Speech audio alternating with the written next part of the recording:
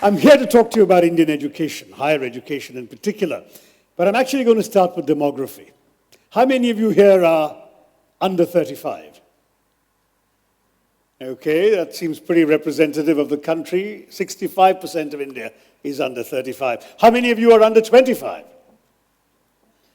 Okay, then you're not so representative because actually we have half the Indian population pretty much under 25. We are an amazingly young country.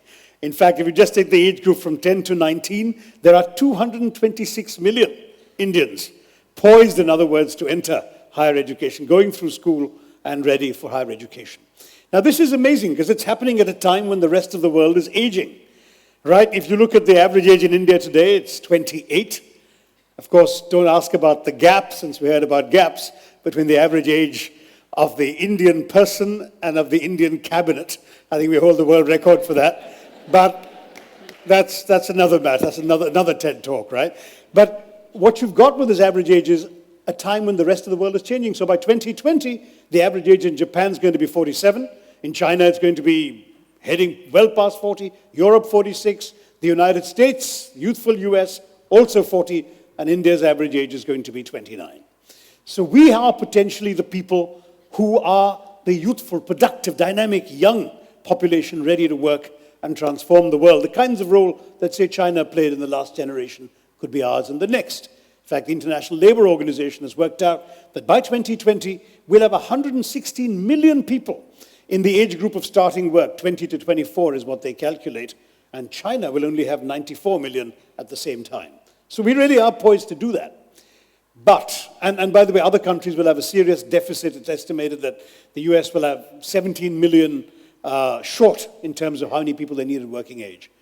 We in India have the people. But do we have the ability to equip the people to take advantage of this, to be the workhorse or the work engine for the world? See, if we get it right, we educate and train them, we really transform not just our own economy and our society, but the world.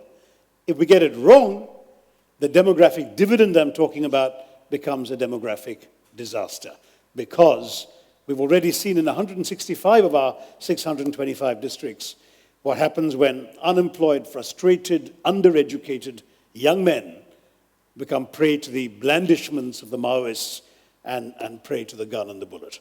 So education in our country is not just a social or economic issue, it's even a national security issue.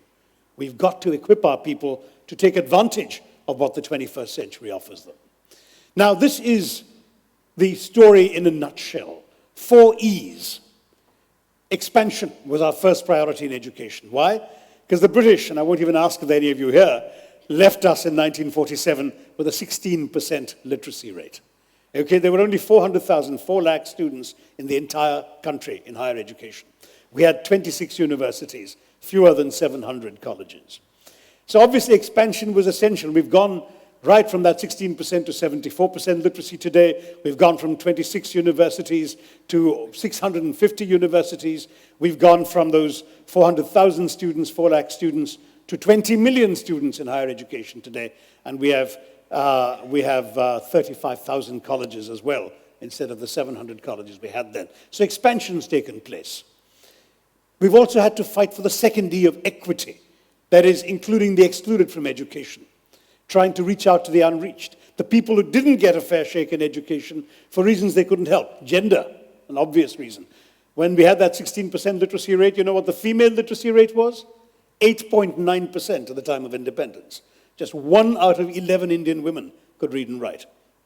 Caste, region, religion, all sorts of people got left out the system. We had to bring them in. And that became a big challenge and a priority for education. In getting those two things more or less right, I don't know how well we did on the third E, which is the E of excellence. Obviously, you need quality. And we set about setting up institutions of great quality in our country. The IITs are a good example. In fact, it's part of Jawaharlal Nehru's vision that the IIT in Kharagpur was established back in 1956, the year I was born, and it was done on the site of a British detention center, the Hijli Detention Center. So a symbol of political oppression became instead a symbol of hope, of technology, of looking to the future. But for the IITs, the IIMs, a few good institutions, I'm sure you can all pick your few around the country, these have tended to be islands of excellence floating on a sea of mediocrity. The average Indian higher education institution is simply not of the quality that you and I, all of us in this audience, would like to see. And that ties into the fourth E that I've added to this catechism, employability. Talk to employers, talk to CEOs. What do they tell you? That they're simply not satisfied with the quality of the graduates they're getting. Even in the T of TED, the technological area, engineering graduates, you have 500,000 engineering graduates a year.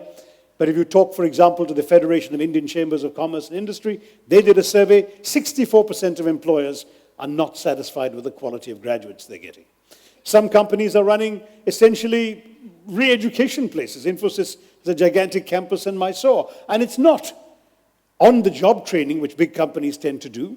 It is, in fact, really a full year's education for the people they've already hired to make up for the deficiencies of what they've learned and not properly learned in college. Now, that's the scale of the challenge that we face. What are we doing about it? A great deal needs to be done. Of course, we are trying to put in kids into the system at an early age. The RTE, the Right to Education Act. If kids were out of school in the old days, it was their parents' fault. Today, if they're out of school, it's the state's fault. The government is committed to actually getting them an education. We've got more and more money being pumped in by the system at all levels. For example, many of you may have gone to prestigious universities. Lots of people in India don't. They go to state universities, which are grossly underfinanced. We've come up with a scheme to pump central money into the state universities so they actually have resources to do something with the students they have there. Money isn't the whole answer. There is an entire challenge in terms of addressing things like the gender gap. That's a gap that, despite what what the earlier speaker said, we don't want to embrace, right? It's a gap we must overcome. Right now, women's literacy is 66%, better than the 8.9, but still means that, 1 out of every 3 Indian women still can't read and write. We have to overcome that. We need to catch the ones who've been left out of the net. Adult literacy, huge challenge. I went off to a village in Tamil Nadu, not far from Kanjivaram, and I met women who in their 50s and 60s were learning to read and write. And people think sometimes, what's the point? Some of their own family members, their husbands think, what's the point? The answer is it changes their lives. It empowers them in real ways. I spoke to a woman called Chitra Mani, who told me, proudly wrote her name in Tamil on a piece of paper. And I said, so what does being able to read and write mean to you? And she said, now I can see the destination of the bus where it's going. I don't have to ask somebody where that bus is going. I know where I can go. When I get to the big city of Kanchipuram, I can read the street signs. I can find where I need to go. I don't feel helpless anymore. That kind of that empowerment is what literacy gives people in a very fundamental and real way. And we're trying to do that, of course, for those who've dropped out early on in the days before we got to that 74%. The younger kids, we've got them into school now. We have something called a gross enrollment ratio, the percentage of children of a certain age, of the age appropriate for a particular level of education. Well, at primary school now, our gross enrollment ratio is 116%. We've actually enrolled more kids than we thought existed at that age group, because some of the older ones are coming in too. Bad news is, as you go up the level, it starts dropping. So by the 8th grade, I'm afraid it's down to 69%. By the 10th grade, 39%. And by college, our gross enrollment ratio is about 18% against a global average of 29%. So clearly, we still need to do more. Our expansion hasn't gone enough. We haven't managed to get everyone to stay in the system. Some of them actually need vocational training. They're not all going to become white-collar clerks or officials or IAS officers, right? So we need to try and catch them and get them into vocational training. But how do you do that in a culture where for 3,000 years, if you wanted to be a cobbler or a carpenter, you better have an uncle or a father who's a cobbler or a carpenter, because nobody else is going to teach you. The transmission of knowledge of tradecraft in our country has always been through the gene pool. So one of the reasons why the sons of politicians tend to be politicians also, And a Bollywood movie stars, same story. So we need to get master craftsmen in. Why is it with a country of 1.2 billion people that we should have a nationwide shortage of masons, of plumbers, of certified electricians? We need to get more vocational training into the system. We're doing that. We're now rolling out the whole concept of community colleges so that kids can go in, have some academic learning, lots of vocational training, and at the end of 2 years, if they show tremendous academic promise, they can go back to a university. If not, they leave with a 2-year certificate, and they go off and do a useful trade in a society that is clamoring for these skills.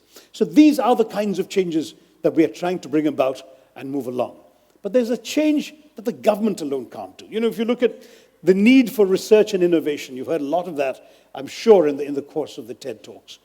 Research is something which the government wants to double the amount of money it's spending on research from 1% of GDP to 2%.